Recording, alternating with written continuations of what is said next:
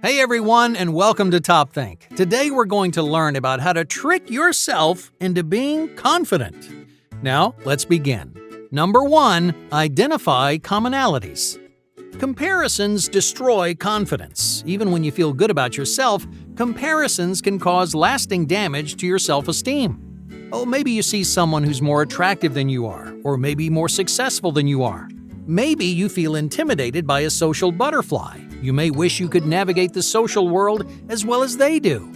These comparisons emphasize the differences between you and them. You highlight the best things about someone else while focusing on the worst things about yourself. But you too are far more alike than different. Just think about your most vulnerable moments: washing your hair in the shower, putting your pants on in the morning, tossing and turning in your bed at night. Hey, you experience dozens of small, vulnerable, human moments throughout the day, and so does everyone else.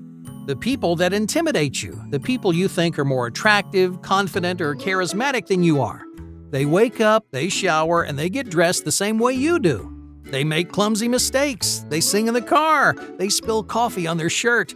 They're regular people, just like you. So anything they can do, you can do too. So if you want to trick yourself into being more confident, just remember how similar everyone really is. Don't put strangers up on a pedestal, because it doesn't matter how good-looking or outgoing someone seems. At the end of the day, they're no different from you, and you're no different from them. Number 2, artificial comfort zones. Comfort zones are another powerful way to inspire confidence. Everyone has their personal comfort zone, a circle of places, people, and activities where you feel the most comfortable. Inside this bubble, you act the most like yourself because you know, you understand, and you feel control within your personal comfort zone. You draw power and confidence from the boundary between familiar and unfamiliar, comfortable and uncomfortable. In the same way, you can create artificial comfort zones to trick yourself into feeling more confident. An artificial comfort zone is a comfortable boundary you create inside of an uncomfortable situation. There are a few different ways you can do this. The first is physical. Whether you're going out to a new restaurant or networking at a conference, just latch onto a physical location where you feel a sense of comfort. Maybe you have a table all to yourself, or you found a corner of the room where you feel comfortable. It really doesn't matter what kind of physical that you choose, because inside this physical space, you are in control. You know who comes in and who goes. And just like that, a small physical boundary turns an overwhelming social event into something easy and manageable. But social events aren't the only uncomfortable situations that you'll face. So the second kind of artificial comfort zone is a restriction. Many people use this method for their social media. They control the people they follow, the posts they read, and the images they see. They use limitations and privacy to control their social life. And that gives them confidence, because they know who they can see and who can see them. Finally, you can use time as a kind of comfort zone. All right, let's say your friends want to go to a concert, but you're not feeling very confident. You can trick yourself into feeling more confident by creating a time frame. You may say something like, "I'll enjoy myself from 8 to 10 and then I'll go back home." It's easier to come out of your shell when you know it's going to end sometime soon. The promise of comfort relieves your anxiety and tricks you into feeling more confident. Number 3, negative countering. When you're feeling anxious, negative thoughts take over your brain. It may feel like you can't escape these self-deprecating patterns. All you can think about is failure or inadequacy. But there are ways to counter those negative thoughts and reorient your brain toward a positive state of mind. One powerful trick is called negative countering. The goal is to counter your negative thoughts with a surplus of positive thoughts. So, for every negative thing that pops into your head, just think of 5 positive thoughts. Each time you worry you're not good enough, give yourself 5 reasons why that's not true. This technique directly combats destructive thought patterns and tricks your mind into feeling significantly more confident.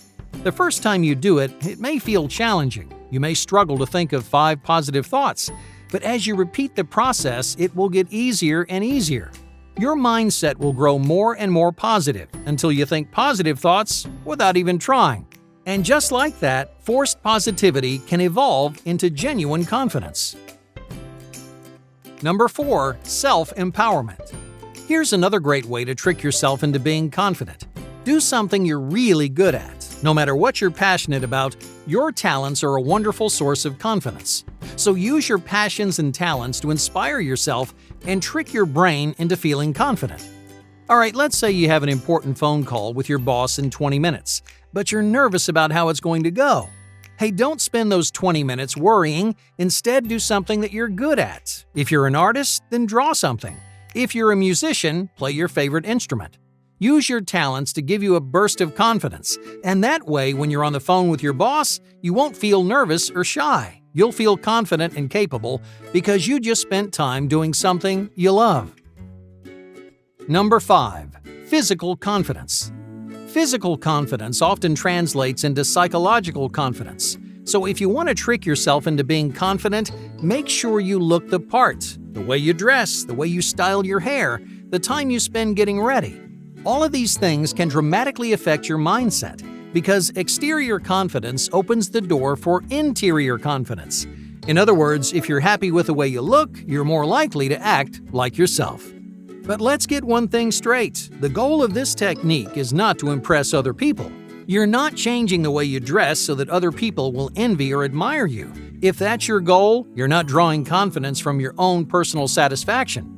Instead, you're relying on shallow external rewards, and those rarely ever inspire confidence in the long run. So spend time on your appearance because you like the way you look. Change the way you dress because it makes you happy. Just do it for yourself, and a lasting confidence will follow. Number 6, channel your talents. Your memory can help you rediscover confidence from your past. Before you enter an uncomfortable situation, just take a few moments for yourself. Sit somewhere quiet, close your eyes, and think back on the most important moment in your life. Revisit the memories in which you felt confident, powerful, or inspired. Think about your achievements, the accomplishments you're proud of, the obstacles that you've overcome. Picture those moments as vividly as you can, and remember all the hard work you invested in each of those achievements. After revisiting empowering and inspiring memories, those memories change your mental state. You'll find yourself operating with more confidence than ever. When you're feeling nervous, you may forget all the reasons why you deserve to feel confident. You get so wrapped up with stress and anxiety that your achievements just fall by the wayside. And that's why it's so important to use these quiet moments to revisit those memories and re-inspire yourself. You have plenty of great reasons to feel confident in yourself. All you have to do is remember. Number 7, overcome your failures. How often do you think about past mistakes? Do you lie awake at night stewing over each one of your failures? For many people, this bad habit is surprisingly routine. They consistently remind themselves why and how they failed, but this negative pattern can destroy your confidence. So how can your failure create confidence? How do past mistakes trick your brain into performing even better? To take advantage of this trick, you have to change the way you think about failure. Failure is not a reason to feel stressed or nervous. Failure is a reason to feel empowered, to feel confident. Because each time you fail, you're learning something new. You're moving one step closer to accomplishing your goal. Yeah, so it didn't work out last time. Yep, you made mistakes. But those mistakes led you here and will help you perform even better the next time around. Just think about each failure as one step in the right direction and use those lessons to inspire confidence moving forward. Number 8, change your breath. Sometimes a few breaths can transform your attitude. You may feel swept up in your own negativity. You may not realize that you're drowning in stress and anxiety. But a small change of pace can snap you back to reality. There's no right or wrong way to change your breathing. The only thing that matters is the change itself. So instead of breathing unconsciously, take a moment to focus on your breath. Breathe long and deep. Hold your breath for 5 or 10-second intervals. Take a few short breaths and then a few long ones. Any combination works because changing your breath resets your mental state. It provides an escape from destructive ideas and negative patterns. A change in breathing reminds you that everything is under control, that you can accomplish anything that you set your mind to.